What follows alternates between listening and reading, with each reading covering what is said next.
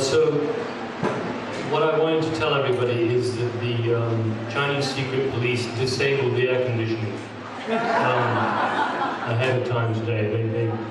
Their fingers are in everything, and you just have to blast them out.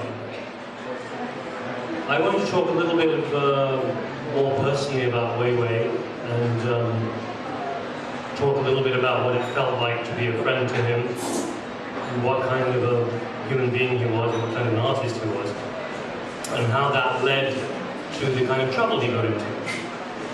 He visited my house several times here. He would always put it on his website whenever he did. He took pictures of everything. I visited with Ethan, him in Beijing, and he was constantly wreathed in smiles and had a twinkle in his eye and had a permanent invitation to complicity in everything that he did and said. And he was a charming man, but to focus it a little bit further, he was a man who had a very noticing kind of charm. He would be charming, but he'd also watch the effect of it on you. And he was somebody who I think was constantly playing with the surface of the reality that he encountered, always teasing it, always twinkling his eye at it. And that was also the nature of the kind of artist he was. He was warm and close, instantly, very quickly, to anybody he met. In a general way, I always felt when I saw him that he was the kind of person who really, really enjoyed being an artist. Really enjoyed the kind of life that gave him, particularly in a place like China. For some reason, China had this generalized dispensation towards artists, that they were allowed to be mischievous and misbehaved, and so they would have performances and they'd get lots of people together and take photographs of performances and so on. It was a bit of a mystery why they allowed that, but it was, one realizes now, I think one realized then, that it was a kind of Putin-esque dispensation, whereby they were essentially saying, yes, you can misbehave, as long as you're infantile, and you do not come anywhere near those people who are grown up, who have roots in power, and who are really the people that dictate the shape of reality. That, having been dictated, you're allowed to play around it, and that's what artists should do. Don't bother us. So the question is, if he enjoyed being an artist so much, why did he push them? He was somebody who very clearly had a lot of fun doing what he was doing, and then slowly he drifted into something that was that had a harder edge to it.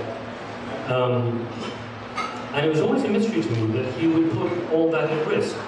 I mean, businessmen don't.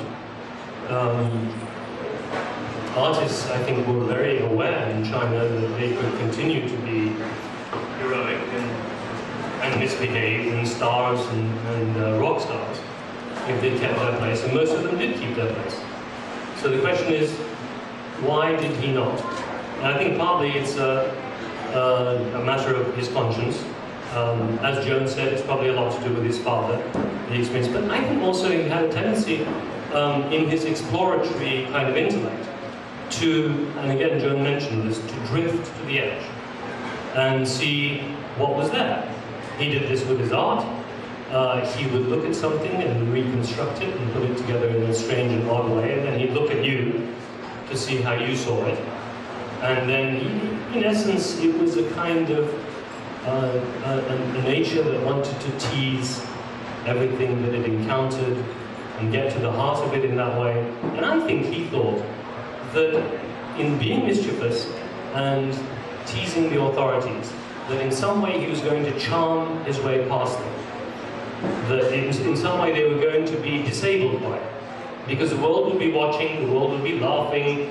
He would be saying to them, rather in the way that the Beatles used to do, you know, with their Yellow Submarine and all of that, and the Blue Meanies, and that if you turn the entire thing into a kind of whimsical joke and you invite the authorities into it, and you invite them to laugh at themselves, that somehow the great threat of enmity between them and you is going to be defused. Well, it didn't happen. They were not about to be amused.